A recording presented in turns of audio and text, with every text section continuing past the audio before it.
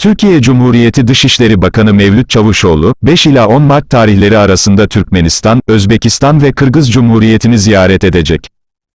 Mevlüt Çavuşoğlu ziyareti sırasında Türkmenistan, Özbekistan ve Kırgız Cumhuriyeti'nin üst düzey resmi yetkilileri ile görüşmeler gerçekleştirecek. Sizce bu görüşmelerde Türkiye'deki Türkmenistan kızlardan bahsediyor mudur, yoksa sadece Türkiye'nin çıkarlarından mı bahsediliyordu? Bu konuda yorumlarınızı bildiriniz. Türkiye Cumhuriyeti Dışişleri Bakanlığı'nın resmi web sitesinde yer alan açıklamaya göre, Dışişleri Bakanı Mevlüt Çavuşoğlu ziyaretleri çerçevesinde, Türkmenistan Devlet Başkanı Gurbanguly Berdimuhamedov, Özbekistan Cumhurbaşkanı Şevket Mirziyoyev, Kırgız Cumhuriyeti Cumhurbaşkanı Sadır Japarov, Kırgız Cumhuriyeti Başbakanı Ulukbek Maripov ve Özbekistan Başbakan Yardımcısı ve Yatırımlar ve Dış Ticaret Bakanı Serdar Umurzakov ile görüşecek.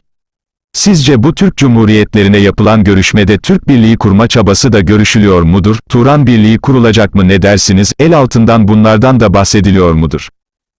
Açıklamada, Türkiye-Özbekistan Ortak Stratejik Planlama Grubu 2. ve Türkiye-Kırgız Cumhuriyeti Ortak Stratejik Planlama Grubu 5. toplantılarının düzenlenmesinin planlandığı belirtildi.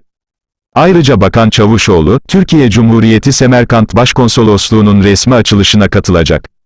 Türkiye Cumhuriyeti Dışişleri Bakanı'nın Türkmenistan, Özbekistan ve Kırgız Cumhuriyeti üst düzey yetkilileri ile gerçekleştireceği görüşmelerde, ikili ilişkilerin tüm yönleriyle ele alınması, bölgesel ve uluslararası meselelerde görüş alışverişinde bulunulması öngörülmektedir.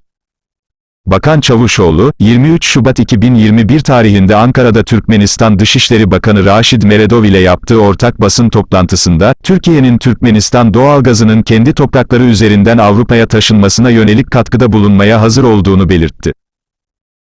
Kanalıma abone olmayı ve bildirim zilini açmayı unutmayınız.